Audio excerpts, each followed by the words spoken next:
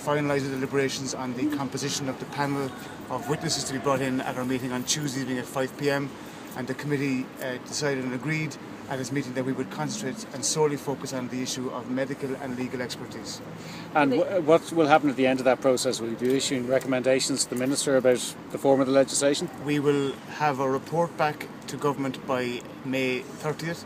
The committee will, following the holding of public hearings, discuss the views expressed by both members of the committee and by members of the Oireachtas at the committee hearings. And we will also, as part of our hearings, allow for, as is the right of every member to speak in committee, to have, as we did in January, to have two sessions, one for members of the committee and one for non-members of the committee.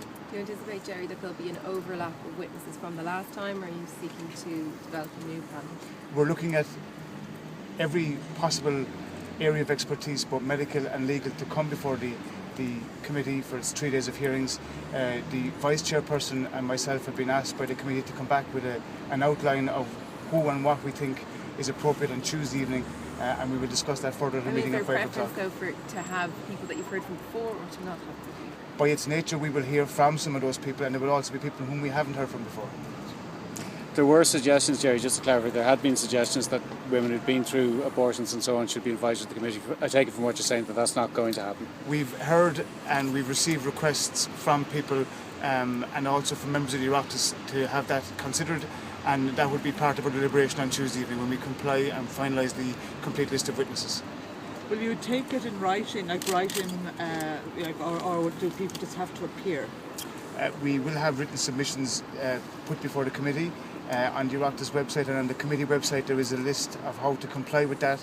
We will be asking people who wish to make submissions to do so in a very detailed, concise fashion with a 2-page summary on a head-by-head of the bill basis, as opposed to a broad general outline. We'll be asking people who wish to make a written submission to do so in a very concise way, outlining in a 2-page summary their executive summary of what they want, and then on a head-by-head basis after that. And do you have any role in developing the regulations that are now needed, or are you focusing solely on the legislation?